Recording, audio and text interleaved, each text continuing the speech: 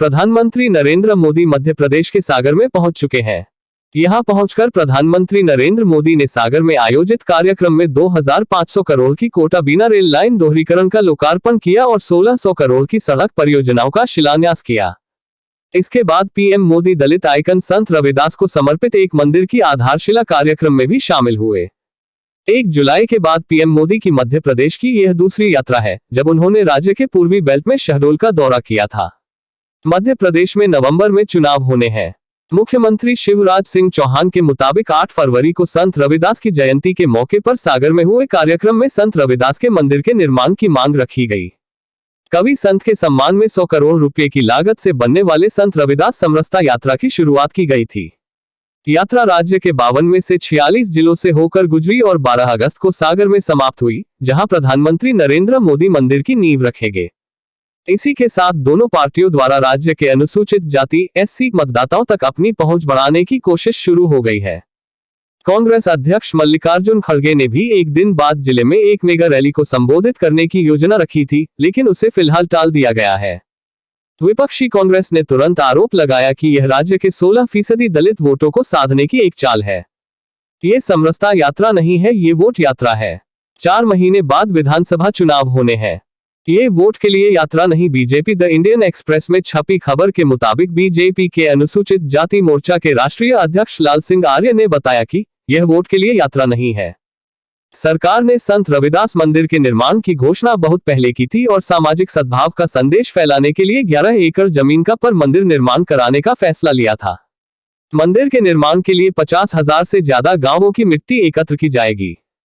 आर्य ने कहा, हमने कुछ ऐसी नीतियां बनाई हैं जिनसे अनुसूचित जाति के मतदाताओं को फायदा हुआ है। हमने राज्य में आपराधिक तत्वों पर भी कार्रवाई की है। यह कहना गलत है कि दलित उत्पीड़न के मामले में मध्य प्रदेश नंबर 1 है। कांग्रेस दलित विरोधी है। सत्ता में अपने सभी सालों में कांग्रेस ने दलितों को सत्ता में महत्वपूर्ण पद नहीं दिया है।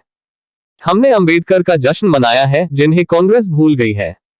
राज्य बीजेपी के एससी मोर्चा के प्रमुख कैलाश जाटव ने द इंडियन एक्सप्रेस को बताया, बीजेपी सरकार की कुछ नीतियां एससी समुदाय के लिए वास्तव में मददगार साबित हुई हैं। कौशल विकास योजना ने एससी समुदाय के लोगों को कारखाने स्थापित करने में मदद करने के लिए ऋण प्रदान किया है। सीखो कमाओ योजना दलितों को आर्थिक रूप से मजबूत बनाएगी। राज्य में महिलाओं के लिए कई योजनाएं हैं जिनसे बहुत फायदा हुआ है। कांग्रेस ने बीजेपी पर हमला तेज किया। इस बीच कांग्रेस ने राज्य में दलितों के खिलाफ हाल ही में हुए अत्याचारों को लेकर चौहान सरकार पर अपना हमला तेज कर दिया है। 22 जुलाई को एक दलित व्यक्ति ने दावा किया कि छतरपुर में उसके चेहरे पर मल लगा दिया गया, क्योंकि उसकी बांह गलती से एक अलग जाति के व्यक्ति से टकरा गई थी। 6 जुलाई को शिवपुरी में 2 दलित युवकों की कथित पिटाई के मामले में पुलिस ने 6 लोगों को गिरफ्तार किया था। छतरपुर की घटना के बाद खड़गे ने आरोप लगाया कि एनसीआरबी के आंकड़ों के अनुसार मध्य प्रदेश में दलितों के खिलाफ अपराध की दर सबसे ज्यादा है। उन्होंने कहा, मध्य प्रदेश के हमारे दलित, आदिवासी और पिछड़े वर्ग के नागरिक दशकों से बीजेपी के कुशासन में अपमान झेल रहे हैं। बीजेपी हर दिन बाबा साहेब अंबेडकर के सामाजिक न्याय के सपने को चकनाचूर कर रही है। प्रदेश कांग्रेस अध्यक्ष कमलनाथ ने भी बीजेपी सरकार पर हमला बोलते हुए आरोप लगाया है, मध्य प्रदेश में बीजेपी के 18 साल के कुशासन में दलितों और आदिवासियों पर अत्याचार चरम पर है। अब समय आ गया है जब दलितों और आदिवासियों के प्रति ऐसी मानसिकता रखने की विचारधारा को खत्म किया जाए और मध्य प्रदेश में दलितों और आदिवासियों को उनका संवैधानिक सम्मान दिया जाए। दलितों को साधना क्यों है अहम? बीजेपी जहां अनुसूचित जाति के वोटों को एकजुट करने के लिए अपनी सोशल इंजीनियरिंग रणनीति के तहत अपने विकास कार्यक्रमों और दलित को साधने पर काम कर रही है, वहीं कांग्रेस मध्य प्रदेश को एक ऐसा राज्य बताने की कोशिश में लग गई है जहां पर दलितों पर सबसे ज्यादा अत्याचार किया जा रहा है। जुलाई में हुए पेशाब कांड को कांग्रेस बार बार जिक्र कर रही है। मध्य प्रदेश में कुल आबादी का 15.6% अनुसूचित जाति का है, यानी प्रदेश में कुल 1,13,42,000 दलित हैं। मध्य प्रदेश विधानसभा की 230 सीटों में से 35 एससी के लिए आरक्षित हैं, जिन्हें बुंदेलखंड, ग्वालियर, चंबल और विंध्य क्षेत्रों में निर्णायक भूमिका निभाने के लिए माना जाता है। 2013 के विधानसभा चुनावों में बीजेपी ने इन क्षेत्रों में 80% से ज्यादा सीटों पर कब्जा किया था। बीजेपी ने एससी आरक्षित सीटों में से 28 पर जीत हासिल की थी, जबकि कांग्रेस ने केवल 4 सीटें जीती। हालांकि 2018 के चुनावों में कांग्रेस इन आरक्षित सीटों में से 17 जीतने में कामयाब रही, जबकि बीजेपी ने 18 सीटें जीती।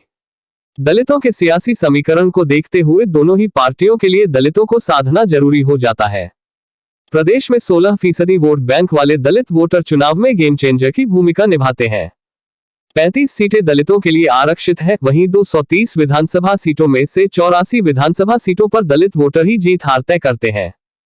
क्या कांग्रेस को होगा नुकसान? राजनीति पर नजर रखने वालों का कहना है कि मंदिर निर्माण के जरिए बीजेपी का लक्ष्य राज्य में दलित वोटों को लुभाना है।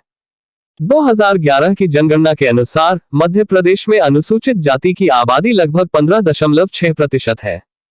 ये ग्वालियर, चंबल और बुंदेलखंड जिलों में पर्याप्त संख्या में मौजूद हैं। सागर भी इसका एक हिस्सा है। दोनों क्षेत्रों में आबादी में एससी की जनसंख्या ज्यादा है। बीजेपी दलित वोटों को लुभाने के इरादे से महाराष्ट्र रैलियां निकाल रही है। ऐसी 5 रैलियों को 25 जुलाई को मध्य प्रदेश के विभिन्न हिस्सों से हरी झंडी दिखाई गई थी और प्रधानमंत्री के आगमन से पहले 11 अगस्त को सागर में इसका समापन होगा। बुंदेलखंड में, जिसमें सागर, दमोह, पन्ना, छतरपुर, टीकमगढ़ और निवाड़ी जिले शामिल हैं। जानकारों का कहना है कि राज्य में दलित वोट परंपरागत रूप से कांग्रेस के साथ रहा है, इसलिए बीजेपी के इस कदम से पार्टी में सुगबुगाहट जरूर पैदा हो गई है और कांग्रेस पहले से कहीं ज्यादा पैनी नजर से इस वोट बैंक पर नजर बनाए हुए है।